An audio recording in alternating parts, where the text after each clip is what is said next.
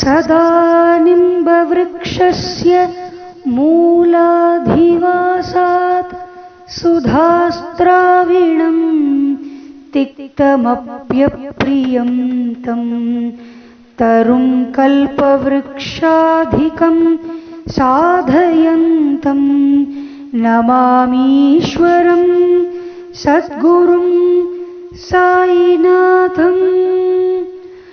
Om Sai Shri Sai Jai Jai Sai.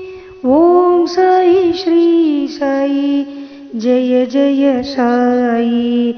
Om Sai Shri Sai Jai Jai Sai.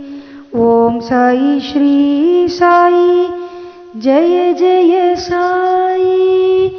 Om Sai Shri Sai Jai Jai Sai. Om Sai Shri Sai Jai Jai Sai. Om Sai Shri Sai Jai Jai Sai. Om Sai Shri Sai Jai Jai Sai.